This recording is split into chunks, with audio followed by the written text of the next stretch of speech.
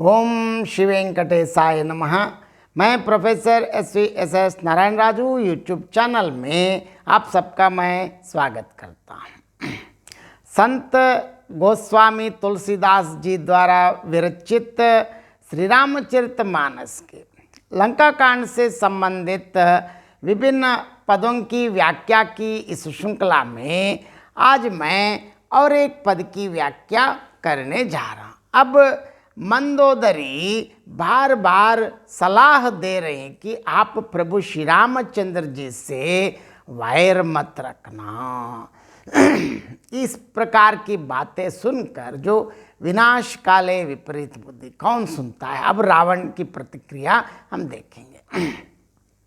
बिहसा नारी बचन सुन काना, अहो मोह महिमा बलवाना, नारी स्वभाव सत्य सब कहाही, अवगुण आट सदाउर रही, साहस अनृत चपलता माया, भय अविवेक असौच अदाया, रिप कर रूप सकल तय गावा, अति विशाल भय मोहि सुनावा, सो सब प्रिया सहज बस मोरे, समुझी परा प्रसाद अब तोरे, जानिव प्रिया तोरि चतुराई, यही विधि कहु मोर प्रभुताई, तब बत कही गूढ़ मृगलोचनी, समुझत सुखद सुनत भय मोचनी, मंदोदरी मन महु असठयवु, पियहि काल बस मति ब्रह्म भयवु, यही विधि करत विनोद बहु प्रात प्रगट दस कंद, सहज असंक लंकपति सभा गयव मद अंध, फूलई फरई न बेत जदपि सुधा बरसहि जलद, मूर्ख हृदय न चेत जौ गुरु मिलहि बिरंचि सम। देखिए, अब इस प्रकार मंदोदरी की बातें सुनने के बाद रावण की प्रतिक्रिया देखिए।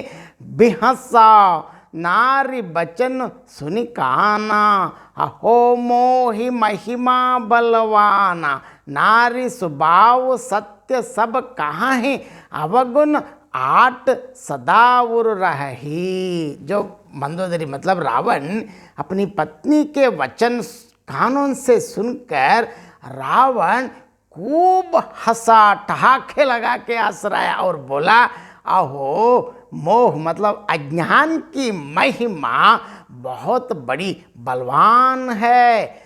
स्त्री का स्वभाव सब सत्य ही कहते हैं कि उसके हृदय में 8 अवगुण सदा रहते हैं। साहस अनृत चपलता माया, भय अविवेक असौच अदाया, रिप कर रूप सकल तय गावा, अति विशाल भय मोहि सुनावा।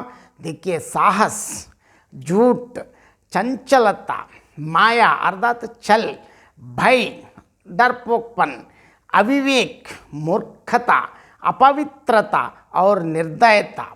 तूने शत्रु का समग्र अत्यंत विराट रूप गाया और मुझे उसका बड़ी भारी भय सुनाया। क्या बात कर रहे मंदोदरी। देखिए, सो सब प्रिया सहज बस मोरे, समुझी परा प्रसाद अब तोरे, जानिव प्रिया तोरि चतुराई, यही विधि कहु मोरी प्रभुताई। देखिए, जिस प्रकार वो विपरीत समझ रहे, हे प्रिय, वो सब यह चराचर विश्व तो स्वभाव से ही मेरे वश में है। मैं जो कहता हूँ वो करना पड़ता है, सब हर सारी चीज़ मेरे अधीन में है।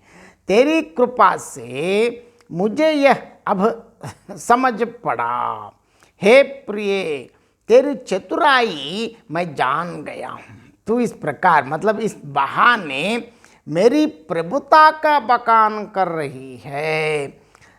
तब बत कही गूढ़ मृगलोचनी, समुजत सुखद सुनत भय मोचनी, मंदोदरी मन मह अस टयऊ, पियहि काल बसमति ब्रह्म भयऊ। देखिए, हे मृगनयनी, यहाँ देखिए मृगनयनी शब्द का मैं थोड़ा अर्थ बताना चाहता हूँ। वास्तव में ये संबोधन की सार्थकता जाते है क्यों? एक तो मृग के समान सुंदर बड़े बड़े नेत्र वाली जानाया, और दूसरे यह दिखलाया कि मृग के नेत्र ब्रह्मयुक्त होते हैं।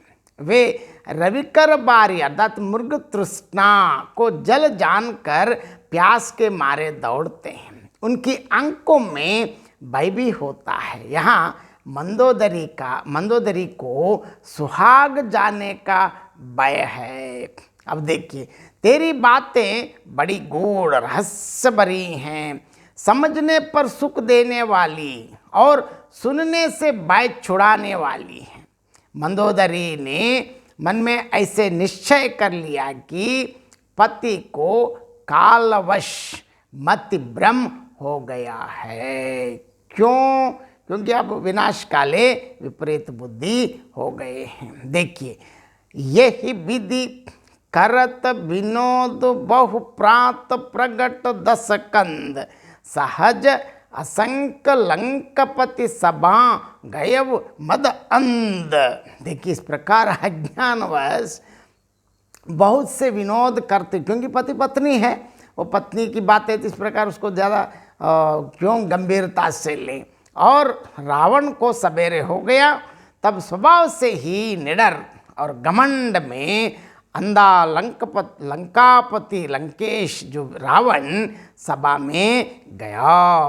फूलई फरई न बेत जदपि सुधा बरसहि जलद, मूरख हृदय न चेत जौ गुर मिलहि बिरंचि सम। यहाँ तुलसीदास बता रहे, देखिए, यद्यपि बादल अमृत सा जल बरसाते हैं तो भी बेत फूलता फलता नहीं। यहाँ बेत का थोड़ा मैं अर्थ बताना चाहता हूँ। यहाँ देखिए, बेत जरूर, देखिए, बत जरूर फलता फूलता है। उनके जैसे आलोचक भूल जाते हैं कि बेत के दो प्रकार होते हैं। जल बेत जो नदियाँ या तालाबों के किनारे होते हैं, फूलते भी है फलते भी हैं, परंतु स्थल बेत अर्थात फूलते फलते नहीं हैं, ये पर्वतों पर होते हैं। चित्रकूट में रहने के कारण तुलसीदास बराबर ऐसे ही बेत देखते थे, इसीलिए शायद देखे होंगे। फिर वे बेत के लिए जलद की आवश्यकता बतलाते हैं, जिससे स्पष्ट है कि जो तुलसीदास ने यहाँ बेत का शब्द प्रयोग किया वह स्थल बेत का उल्लेख कर रहे हैं, वो जल बेत नहीं। जल बेत के पास तो जल, नाम में ही जल तो आई ही। इसी प्रकार चाहे ब्रह्म के समान भी ज्ञानी गुरु मिले तो भी मूर्ख के हृदय में चेत अर्थात ज्ञान नहीं होता। और इस पद के संक्षेप में मैं अर्थ बताना चाहता हूँ। अब रावण की बातें सुनकर अपनी पत्नी रावण मंदोदरी की जो इस प्रकार की बातें सुनने के बाद अपनी पत्नी के वचन कानों से सुनकर रावण खूब हंसा और कहा, अहो मोह मतलब अज्ञान की महिमा बहुत बड़ी बलवत्ती है। स्त्री स्वभाव के संबंध में कवि सत्य कहते हैं कि उसके हृदय में 8 अवगुण सदा निवास करते हैं। साहस, झूठ, चपलता, माया, भय, अविवेक, अपवित्रता और निर्दयता। तूने शत्रु की सभी विराट रूपों का गान किया और मुझे उसका अत्यंत भारी भय सुनाया। हे प्रिय मंदोदरी, वो सब चराचर विश्व तो स्वभाव से ही मेरे वश में है। अब तेरी कृपा से मुझे यह समझ पड़ा कि हे प्रिय, मैं तेरी चतुराई भी समझ गया, क्योंकि तू इसी बहाने मेरे ऐश्वर्य का बखान कर रही है। हे मृगनयनी, तेरी बातें बड़ी गूढ़ गंभीर भावयुक्त हैं, समझने पर सुख देने वाली और सुनने से भय छुड़ाने वाली। मंदोदरी ने अपने मन में ऐसे ठान लिया है कि अब रावण काल के वश होने से उनको मति भ्रम हो गया है। इस प्रकार बहुत हास विलास करते हुए रावण को सवेरा हो गया। तब स्वभाव से ही निडर और राज मद अंध मतलब मदांध अधिकार मदांध लंकापति लंकेश अब सभा में गया। यद्यपि मेघ अमृत सा जल बरसाते हैं तो भी बेत फूलता फलता नहीं, बेत का मैंने पहले ही बता दिया। इसी प्रकार चाहे सैकड़ों ब्रह्मा ही गुरु बनकर क्यों ना मिल जाएं तो भी मूर्ख के हृदय में कभी भी ज्ञान नहीं होता। जय श्री राम।